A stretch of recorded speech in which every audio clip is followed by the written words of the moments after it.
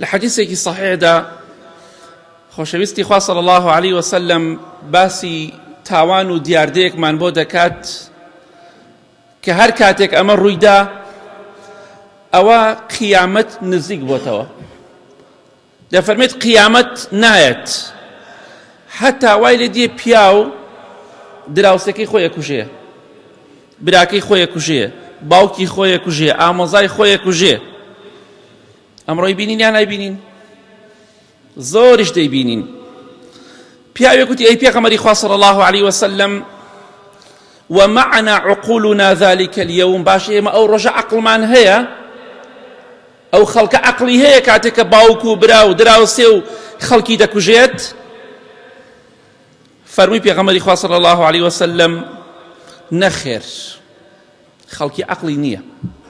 عەقڵێک نەک ئەوەی کە خەڵکی شێتە، عەقڵێکی نییە بتوانێت ژیانی خۆی پێ بباتە ڕێوە، عەقڵێکی نییە بزانێ باش و خراپ چییە، عەقڵێکی نییە بزانێ بەرژەوەندی لە چیدایە و زەرەر و زیانی لە چیدایە، عەقڵێکی نییە بیل لەوە بکاتە دوایەوەی کە زلەیەکی وەشان و فیشەکێکی تەقان چی ڕوو ئەدات.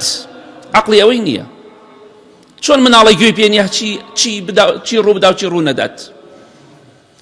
پێغەمبەری خوا صلی الله عليه وسلم فەرمی زۆربەی خەڵکی ئەو سەردەمە خوای گەورە عەقڵ لەو خەڵکە دەسێنێتەوە.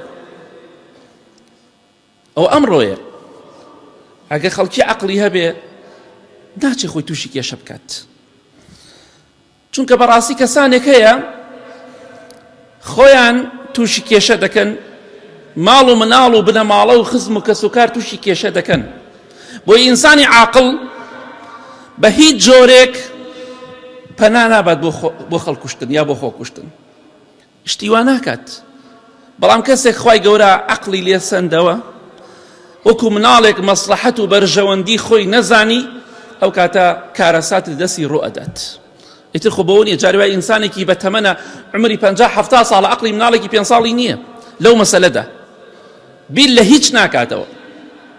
بۆیە پێغەمبەری خوا صلی الله عليه وسلم فەرمی ئەمە نیشانەی هاتنی قیامەتە، خەڵکی باوک و برا و دراوسێ و ئامۆزا و خزمی خۆی بکوژێت. ئەمڕۆ دەیبینین کەواتە قیامەت نزیکە.